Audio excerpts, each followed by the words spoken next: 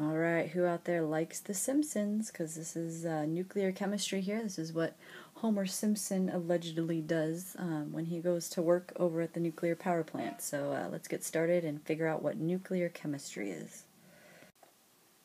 All right, we're going to start off these notes with talking about some more characteristics of isotopes. We talked about isotopes in the last notes, and now we're just going to continue our discussion of isotopes in these notes. All right, some elements have only one naturally occurring isotope, which means that out of all of the atoms of that element, you're only going to find atoms with a certain number of neutrons. Okay, there's not going to be any difference between from one atom to the other. So for example, beryllium, Be, all of the atoms of beryllium only have a certain number of neutrons. Okay, you don't find any deviances from that. Now, other elements are going to have lots of naturally occurring isotopes. For example, tin, which is Sn on the periodic table, has 10 naturally occurring isotopes. That means that there are 10 different kinds of tin atoms because they have different number of neutrons. Next, nearly all atoms have at least one neutron for every proton. Okay, so usually if an atom has 5 protons, they're going to have at least 5 neutrons, if not more. Okay, the only atom with that exception is hydrogen, okay, which one of the naturally occurring isotopes doesn't even have a neutron, so it only has 1 proton. So, but for nearly all other atoms, there's at least 1 neutron for every proton. Now, many isotopes have way more, more neutrons than protons. But there is a, kind of a fine line for that, because we'll see that isotope stability, whether that atom is going to be stable and able to hold together, is going to be related to the ratio between neutrons and protons.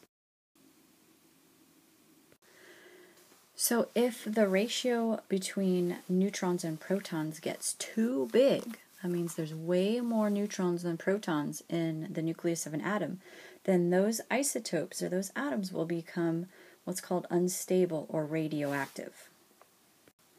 Those elements that become radioactive are going to go through what's called nuclear chemical reactions. So they're going to go through a chemical reaction of their nucleus to decay over time in order to make themselves stable. So when you hear of radioactive decay, okay, it's basically a falling apart of the nucleus so that those unstable atoms become stable over time. In fact, all isotopes, or all atoms with an atomic number of 84 or higher, are going to be naturally radioactive. That means that all of those atoms, from polonium all the way up our periodic table, are going to be naturally radioactive. They're going to be falling apart in order to make themselves more stable because they have more neutrons than protons, and that makes them uneasy in a sense. We're going to further our discussion about these radioactive isotopes with our next question: what is nuclear chemistry? And nuclear chemistry is basically the study of changes to the nucleus, okay, how the nucleus can change. We're going to talk about 3 major types of nuclear changes: fission, fusion, and radioactive decay.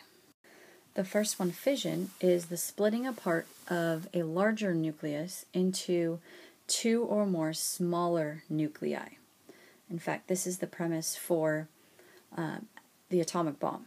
They would put, somehow take an atom and put it under intense pressure to what's called almost the critical point, and then they package it into, a bomb that they can, dump out through the airplanes, and then when it hits the ground, okay, it comes in contact with the ground, it reaches its critical point, the atom splits apart, takes this huge amount of energy, and blasts things away. Okay, so that's basically what fission is, splitting a part of an atom into smaller nuclei. Fusion, on the other hand, is the joining of two smaller nuclei to form one larger nucleus. It is not only the premise of one of my favorite movies called The Saint, but it also happens on the sun. The sun is basically a big ball of gas, burning gas, lots and lots and lots of energy, made of mostly hydrogen and helium gases, which under that amount of energy can come together to form larger elements and larger nuclei for different atoms. So that's what fusion is. The last type of nuclear change is the one that is most prevalent that we hear about. It's called radioactive decay. This one is the spontaneous process by which an atom emits radiation, or just this little particle, from its nucleus to become more stable. Now, we call it spontaneous because fission and fusion both require immense amounts of energy in order to take place. They give off a ton of energy, but they also need a ton of energy to take place. So it's not very, you're not going to see it, spontaneously happen here on Earth. Radioactive decay, however, can, just happen just like that here on Earth. And we're going to talk about, those in more detail in the next notes. But this is a spontaneous process in which nuclei kind of fall apart in order to become more stable. And there's three main radioactive particles that we're going to talk about. There are more than just these three, but these are the three main ones. They're called alpha, beta, and gamma. Okay.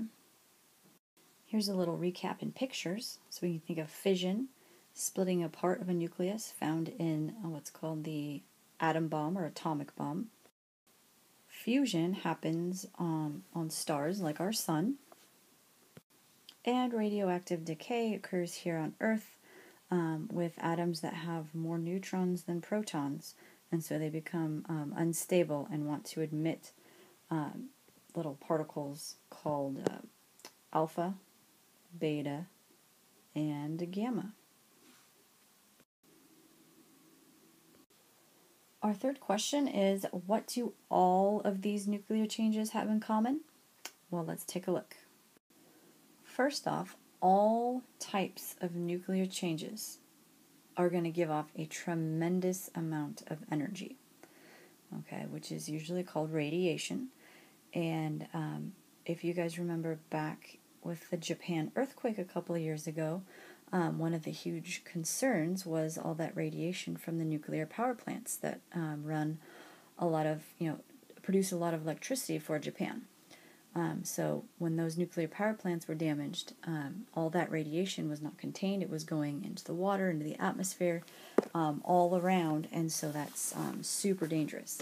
So all the types of nuclear decay are going to give off a tremendous amount of energy. Secondly, all types of nuclear changes are going to change the identity of the atom involved. So we're going to have a different number of protons to end with than what we started with. Okay? So it's a special type of chemical reaction where we change the identity of the atom. Now, we do not have that ability to do that in the chemical reactions that we do in our chemistry labs. So this is a very special, high intensity, high energy reaction that's going to actually change the identity of the atoms involved by changing their number of protons. We're going to end these notes with the last question. How do I protect myself from all of this damaging, huge, radiation energy that's involved in nuclear chemistry?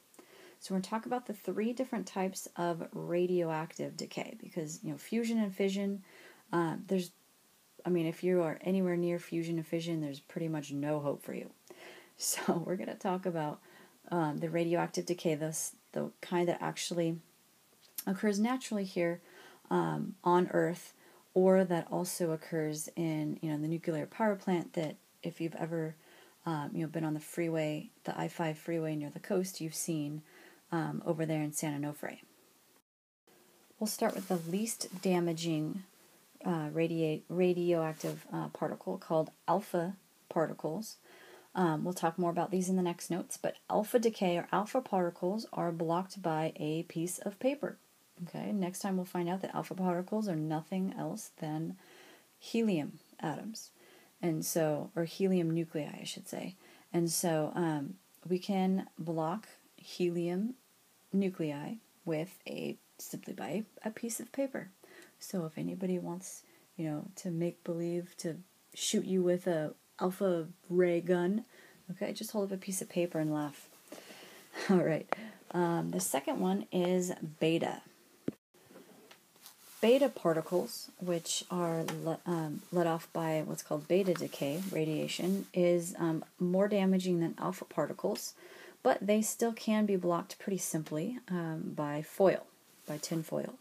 So, if you have any beta decay, coming from, I don't know, somewhere, you can just wrap yourself in foil and you'll be just fine.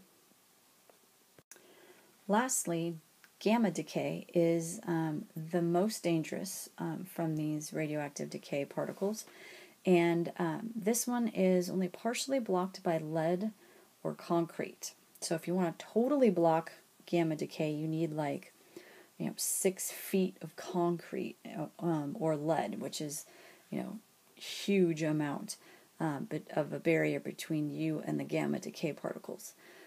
So it's even more intense than the X-ray machines that at the dentist's office or the doctor's office, where they have you, wear that shield, that lead shield over the rest of your body that's not being X-rayed. Well, gamma decay is even stronger than that, and so it's only partially blocked by that lead or concrete. So that one is going to be the most damaging out of all 3 kinds of radioactive decay. All right, so that's where our notes end for today, and we will discuss more about these nuclear processes tomorrow in our nuclear reactions notes.